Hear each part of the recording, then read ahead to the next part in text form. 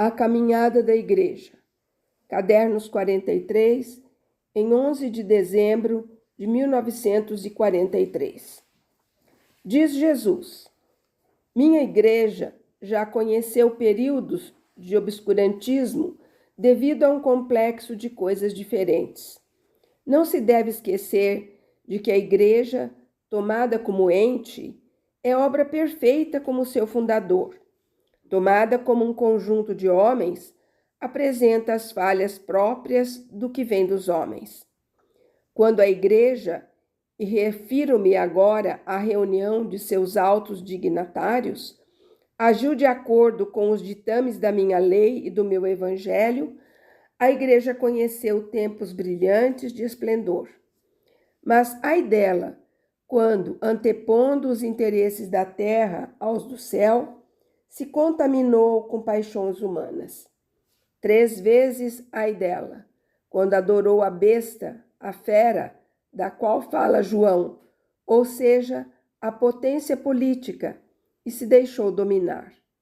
Então, necessariamente, a luz se obscureceu em crepúsculos mais ou menos profundos, ou por defeito próprio dos chefes, que foram elevados a esse trono por artimanhas humanas, ou por debilidade dos mesmos contra as pressões humanas.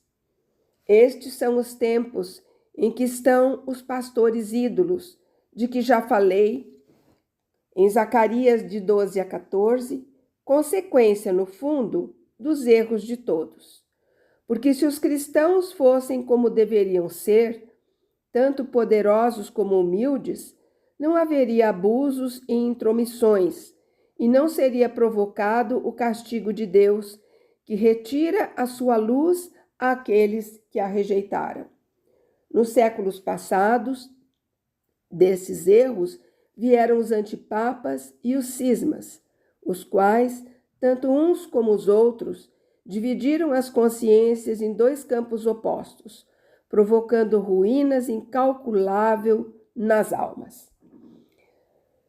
Nos séculos futuros, esses mesmos erros saberão provocar o erro, isto é, a abominação na casa de Deus, sinal precursor do fim do mundo. Em que consistirá? Quando acontecerá? Isso não precisais saber.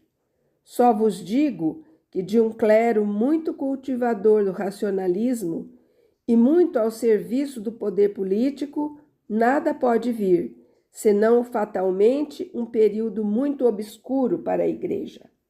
Mas não temais. A profecia de Zacarias se solda com a de João, como um anel ao outro. Depois deste período de doloroso sofrimento, em que a igreja, perseguida por forças infernais, tal como a mística mulher de que fala João, depois de ter fugido para se salvar, se refugiando nos melhores e perdendo na mística fuga os membros indignos, dará à luz os santos destinados a conduzi-la na hora que precede os últimos tempos. A mão do Pai e do Rei será dada aos que devem reunir as estirpes ao redor da cruz para preparar a Assembleia de Cristo. Nenhuma estirpe faltará à chamada, com seus melhores filhos.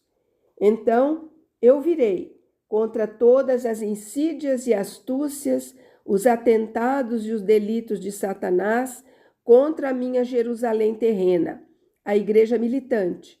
Eu porei todo o meu poder na defesa dela. Espalharei o meu espírito sobre todos os redimidos da terra. E também os que agora sofrem, expiando as culpas dos pais, e que não sabem encontrar salvação porque não ousam se dirigir a mim, encontrarão a paz, porque batendo no peito, de uma maneira bem diferente dos seus pais, invocarão sobre eles o sangue já derramado e que goteja inesgotavelmente dos membros que seus pais transpassaram. Eu estarei como uma fonte no meio do meu rebanho, totalmente restaurado, e lavarei em mim todas as fealdades passadas que o arrependimento já terá começado a apagar. Então Rei da justiça e da sabedoria, eu dispersarei os ídolos das falsas doutrinas e purgarei a terra dos falsos profetas que vos arrastaram a tantos erros. Eu me substituirei a todos os doutores, todos os profetas, mais ou menos santos ou mais ou menos malvados, porque a última doutrinação deve ser limpa de imperfeição, devendo preparar para o juízo final aqueles que não tiveram tempo de purgação, sendo sem demora convocados à tremenda revisão. O Cristo Redentor, cuja meta é vos redimir e que faz tudo para tentar alcançá-la, e já iniciando e acelerando a sua segunda doutrinação, falará com os sinais de seu tormento, para contrabater com voz de verdade as heresias culturais, sociais e espirituais surgidas por toda parte. Sairão rios de luz e de graça das minhas chagas, feridas que mataram o Filho de Deus, mas que curam os filhos do homem. Estas brasas vivas das minhas chagas serão espada para os impenitentes, os obstinados, os vendidos a Satanás, e serão carícia para os pequeninos que me amam como Pai amoroso. Sobre a fraqueza deles descerá esta carícia de Cristo para os fortificar, e a minha mão conduzi-los-á para a prova, à qual só resiste quem me ama com amor verdadeiro. Uma terça parte, mas esta será digna de possuir a cidade do céu, o reino de Deus. Então virei, não mais como mestre, mas como rei, para tomar posse de minha igreja militante, agora feita una e universal, como a fez minha vontade. Cessou para ela o seu trabalho secular. Foi vencido para sempre o inimigo. Foi purificada a terra pelos rios da graça, que desceu pela última vez sobre ela, para fazê-la como era no princípio, quando o pecado não havia corrompido este altar planetário, destinado a cantar com os outros planetas os louvores a Deus, e para que a culpa do homem se tornasse a base do patíbulo do seu Senhor feito carne, para salvar a terra. Uma vez vencidos todos os sedutores, todos os perseguidores que com ritmo implacável perturbaram a igreja, minha esposa, ela conhecerá a tranquilidade e a glória.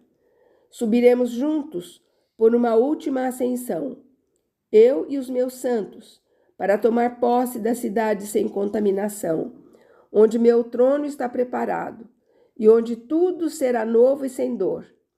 Imersos na minha luz, vós reinareis comigo pelos séculos dos séculos.